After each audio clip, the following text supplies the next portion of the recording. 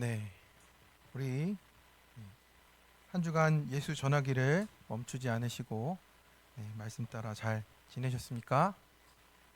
네, 네, 우리 옆 사람과 좀 인사를 나누겠습니다. 네, 환영합니다. 축복합니다. 네, 좋습니다. 네, 제가 물이 좀 없는 것 같아가지고 물을 좀 부탁드릴게요. 네, 한 주간 소식들 우리 살펴보면 우리 지방대 수시가 늘었다 합니다. 포항 쪽이 더 좋아지는 건 아닐지 생각이 좀 들고요.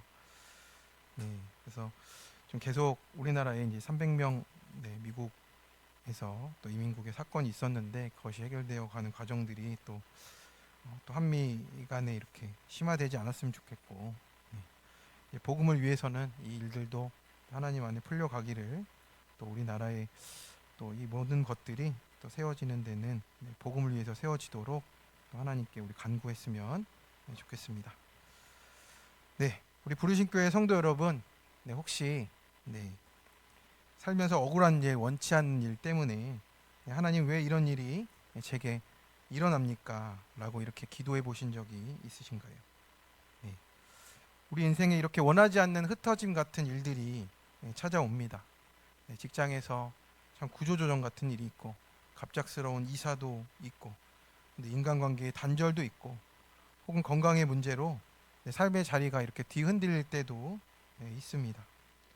그럴 때 우리는 흔히 왜? 라는 이런 질문을 던지게 되어 있죠. 오늘 본문에도 그런 사건이 일어납니다. 감사합니다. 사도행전 8장은 스데반 집사의 순교 직후를 기록해요. 스데반이 돌에 맞아 죽고 난 뒤에 교회는 말 그대로 폭풍 같은 박해에 휘말립니다. 그날에 예루살렘에 있는 교회에 큰 박해가 있어 사도 외에는 다 유대와 사마리아와 모든 땅으로 흩어지니라, 이렇게 말씀을 합니다. 여기서 큰 박해라는 말은 디오그노스 메가스인데 단순한 어려움이 아니고 목숨을 잃을 수 있는 치명적인 위협이에요. 그러니 이 예루살렘 교회가 흩어질 수밖에 없었던 것이죠. 그래서 여러분, 교회의 초대 성도들은 예루살렘을 떠나고 싶어서 떠난 것은 아닙니다. 살기 위해, 또 목숨을 부지하기 위해 그런 이유들로 이렇게 억지로 흩어진 것이죠. 그런데 성경은 그 흩어짐을 통해서도 하나님께서 새로운 일을 하신다고 증언을 하십니다. 우리가 보기에는 안 되는 것 같고 막히는 사건 같아도 하나님 손에 붙들리면 복음의 씨앗이 된다라는 겁니다. 그래서 내 인생의 가장 힘든 사건이 오히려 구속사적인 전환점이 된다, 오늘 우리에게 말씀을 하시는 것이죠. 그래서 우리는 사건 때문에 망했다, 흩어짐 때문에 산다 죽는다 하지만 그 흩어짐은 하나님의 손안에 있습니다. 오늘 본문을 통해서 하나님이 어떻게 흩어진 우리의 인생을 통해서도 큰 기쁨과 또 복음의 회복을 허락하시는지 말씀으로 나를 살피며 함께 띵크해 보겠습니다. 흩어짐도 사용을 하십니다. 사울은 이제 스데반의 죽음을 마땅히 여겼어요. 스데반은 신성모독을 한 게 아니었는데 유대인들은 이제 신성모독을 했다고 율법을 안다는 확신으로 스데반을 죽인 것이 옳다고 여기고 있죠. 대제사장들이 이 율법에 열심이었고, 또 그것을 열심히 따르던 사울도 하나님의 뜻에는 무지했어요. 사울도 이제 디모데 전서에 보면 교회를 핍박한 것이 알지 못하고 행한 일이라고 이렇게 고백을 했습니다. 그래서 결국 스데반은 사울을 낳기 위해 죽어졌고, 사울은 스데반의 죽음을 평생 잊지를 못하게 됐습니다. 그게 자신의 약재료이자 또 하나님께서 불러가시는 사명의 그 끈이 되었습니다. 1절의 후반부는 이렇게 말합니다. 그날에 예루살렘에 있는 교회에 큰 박해가 있어 사도회에는 다 유대와 사마리아 모든 땅으로 흩어지니라. 그래서 이제 큰 박해로 흩어지게 됩니다. 사단은 박해를 했어도 하나님은 그 계획을 이루어 가십니다. 초대교회는 너무 빨리 부흥을 해서 자발적으로 유대와 사마리아로 흩어지기가 어려웠습니다. 예배 처소도 분명치 않아서 흩어짐을 결정할 수 없을 정도였고, 그러니 이제는 큰 박해가 오게 되어 어쩔 수 없이 흩어지게 되었습니다. 여기서 흩어지다라는 언어를 살펴보면 씨를 흩뿌리다라는 거예요. 네.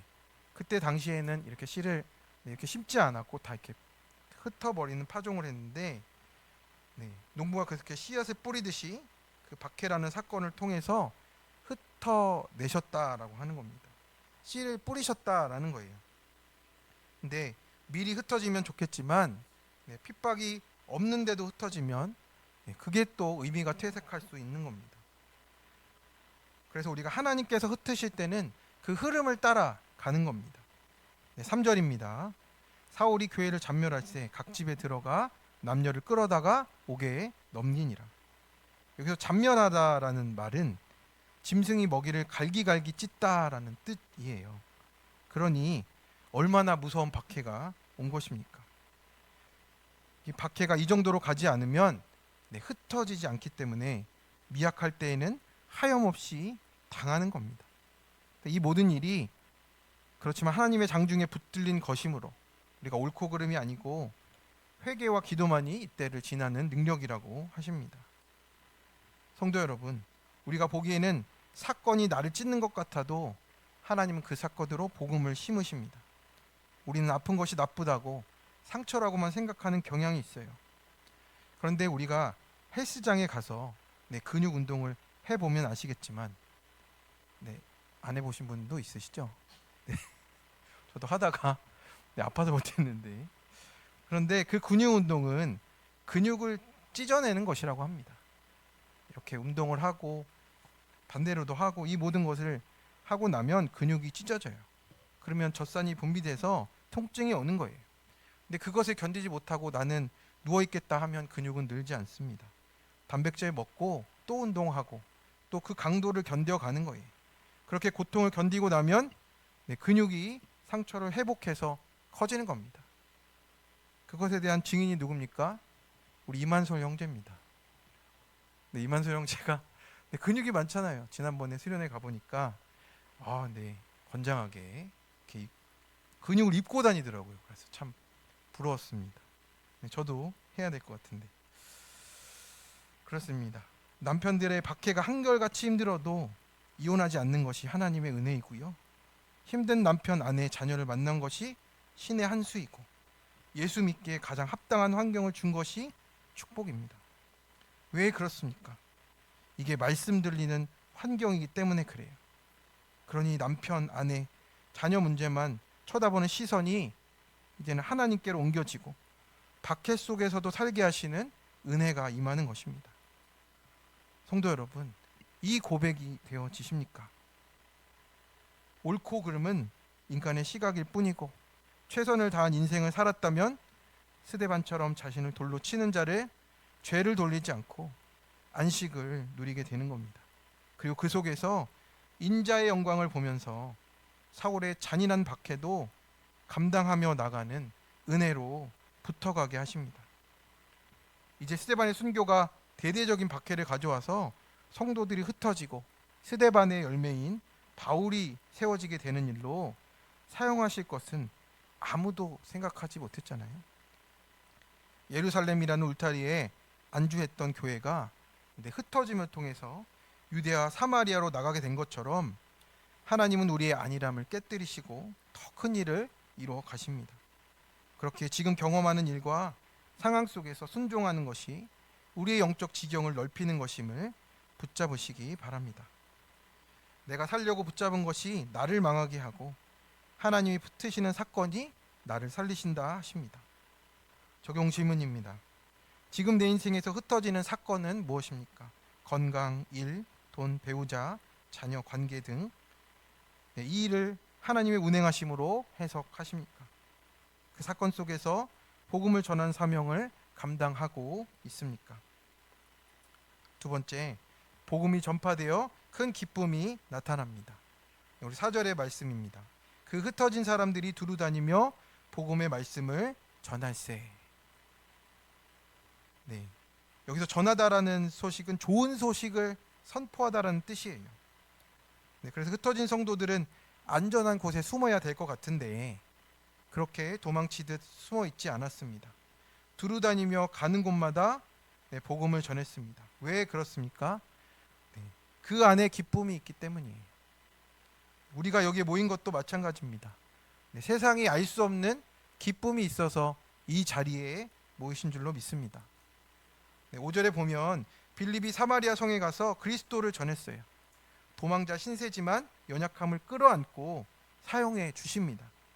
흩어진 환경에 순종해서 그냥 평소처럼 여전히 알던 대로 복음을 전하고 그렇게 살아갔어요. 바뀐 것은 없습니다. 장소만 바뀐 것이에요. 우리는 여전한 방식과 그 삶의 방향으로 나아가는 겁니다.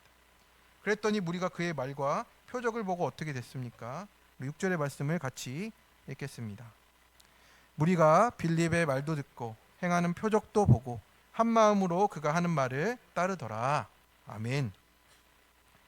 한 마음으로 그 말도 듣고 보고 따랐습니다. 마음을 합해서 열정을 함께 해서 그렇게 같이 나아갔다라는 겁니다.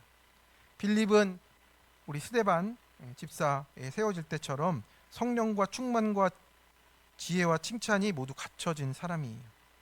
빌립은 사도가 아니었잖아요. 그렇기 때문에 낮고 천한 자리에서도 사마리아인들, 아무도 만나려고 하지 않는 그 사마리아인들을 공감하고 한 마음으로 전도를 해 나갔습니다. 그래서 이렇게 복음은 낮고 낮은 데로 가서 그 사람들을 만나게 하는 거예요. 그 이후 어떤 역사가 나타납니까? 7절의 말씀 같이 읽겠습니다. 많은 사람에게 붙었던 더러운 귀신들이 크게 소리를 지르며 나가고 또 많은 중풍병자와 못 걷는 사람이 나으니. 아멘. 우리가 빌립의 사역을 통해서 많은 사람에게 붙어있던 더러운 귀신들이 크게 소리 지르며 나갔다라고 합니다. 중풍병자와 못 걷는 사람들이 낫기 시작했어요. 여기서 귀신이 나가고는 미완료로 쓰여졌다라고 해요. 그러니까 계속해서 이루어지고 있었다라는 뜻입니다. 예루살렘에서 역사하시던 성령이 사마리아에서도 하나님의 그 약속대로 이루어진 겁니다. 강력하게 역사해서 교회가 부흥하고 있어요. 예수 그리스도가 우리의 구주시라는 믿음이 확실하고 교회의 믿음이 충만하면 사람을 살리는 기적으로 나아갑니다. 그리고 성령이 교회를 운행해 나가실 때 하나님이 채워주시는 것이 있습니다. 우리 8절의 말씀을 같이 읽겠습니다. 그 성에 큰 기쁨이 있더라. 아멘. 네, 아멘이십니까? 네, 우리 안에 채워지는 기쁨이 이 복음으로 말미암은 기쁨으로 나타난다라고 하는 겁니다. 여기서 큰 기쁨은 우리 웃고 즐기는 단순한 유희가 아니고요. 구원받은 영혼에서 터져 나오는 그런 깊은 기쁨이죠. 그래서 세상에서 가장 힘든 문제는 무엇입니까? 내가 제일 문제죠. 자녀, 돈, 가족의 관계 여러 가지, 직장의 문제, 또 사업의 문제들 여러 가지가 있지만 궁극적으로는 내 자신으로부터 오는 거예요. 원래 사마리아는 유대인에게 멸시받던 땅이잖아요.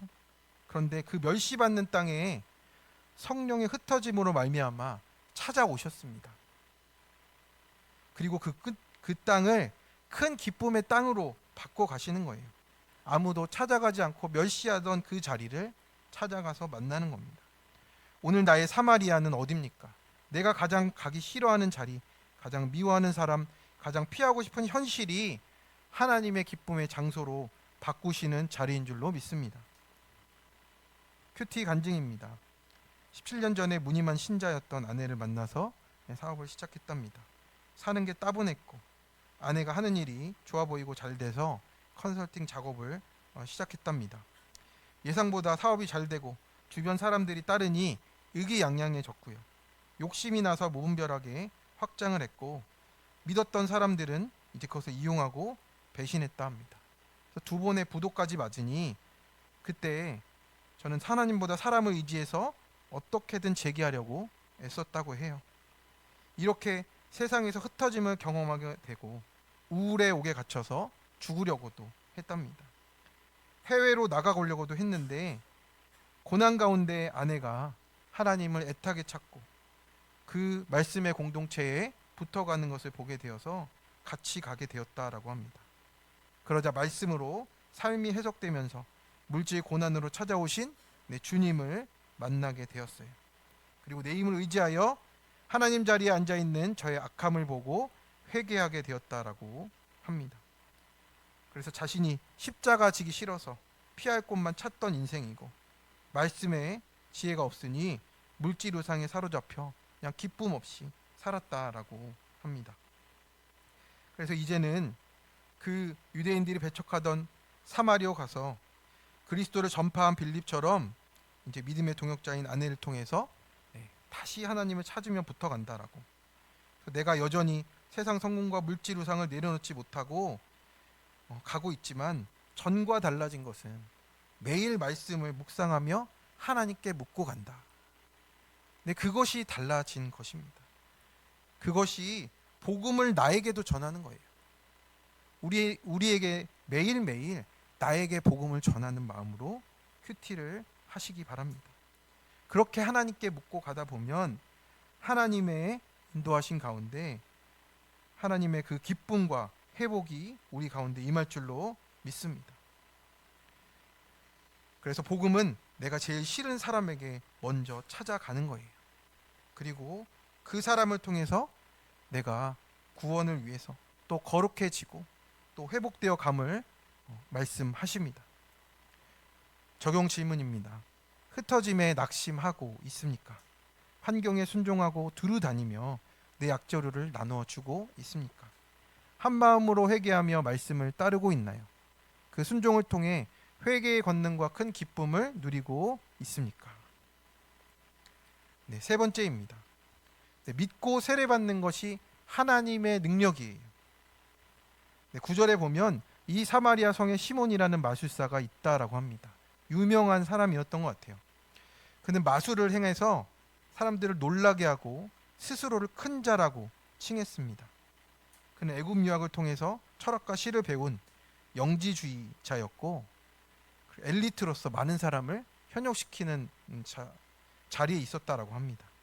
그래서 마술과 의술이 동일시되니까 유명한 의사라고 하면 다 찾아가잖아요. 낮은 사람부터 높은 사람까지 모두 시몬을 따를 정도로 그 권세가 대단했습니다. 그리고 사람들은 그에 대해서 이 사람은 크다 일컫는 하나님의 능력이라고 말할 정도로 그 성에서 아주 큰 영향력을 미쳤습니다. 여기서 능력은 두나미스인데 하나님의 구원의 능력을 가리킬 때 쓰는 말입니다. 그런데 이것을 시몬의 마술에 붙일 정도니 얼마나 이 사람이 대단했던 것 같습니다. 그런데 사람들은 또 세상은 늘 이런 거짓 능력에 속는 거예요. 사람들이 시몬을 따르는 것은 복음에 집중하는 것 같이 유사할 수가 있습니다. 이단에 빠진 자들이 이 사탄의 유혹에 깊이 따르게 되는 거잖아요. 그냥 그렇게 조종을 당하게 되는 겁니다. 오랫동안 마술에 놀랐으니 사람들은 시몬을 따랐고 그 세상의 능력과 가짜 행복에 빠져가지고 이제 속아 넘어가고 있었던 거예요.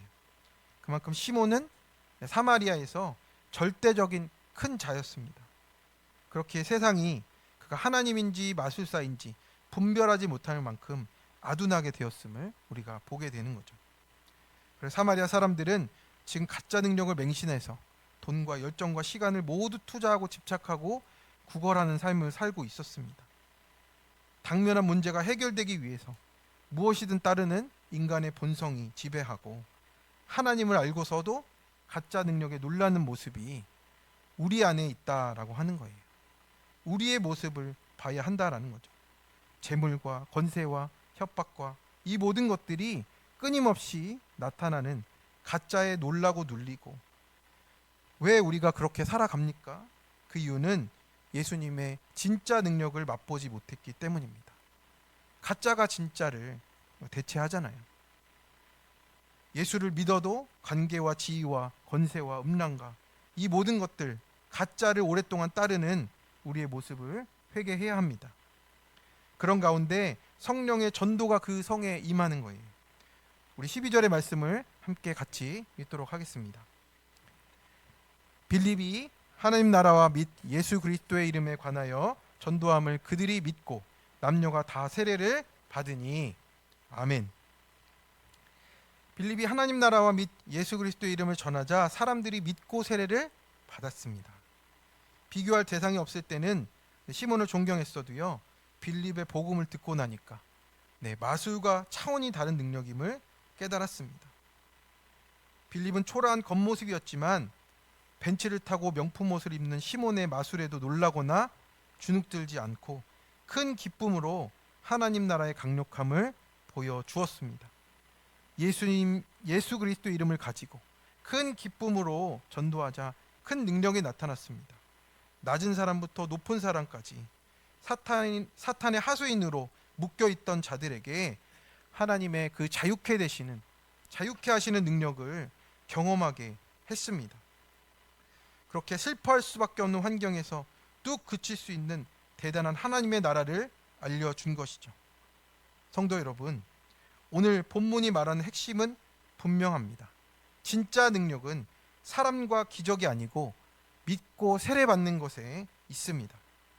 세례를 받는다는 것은 뭐냐면 우리가 세례를 어떤 의식으로만 얘기 드리는 것이 아닙니다.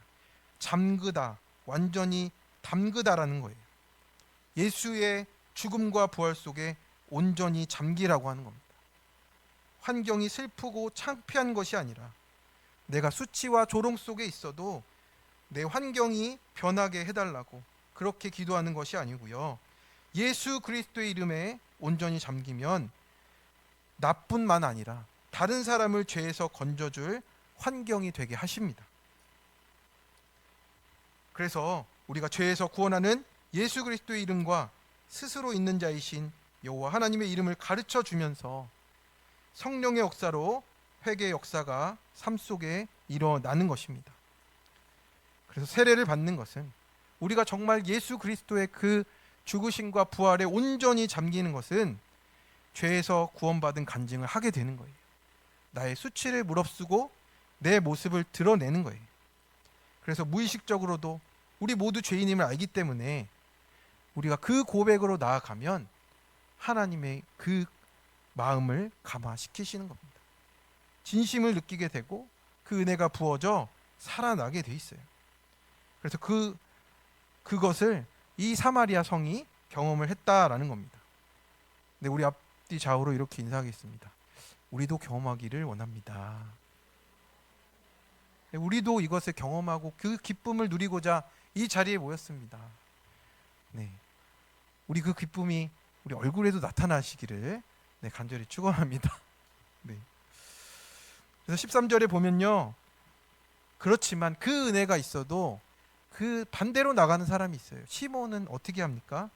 시몬도 믿고 세례를 받은 후에 전심으로 따르긴 했는데요, 그 나타나는 표적과 능력만 본 거예요. 이제 하나님을 본 게 아니고 그 기적이 일어나는 손끝만 보고 있는 거예요. 그렇지만 그것이 진정한 믿음은 아니잖아요.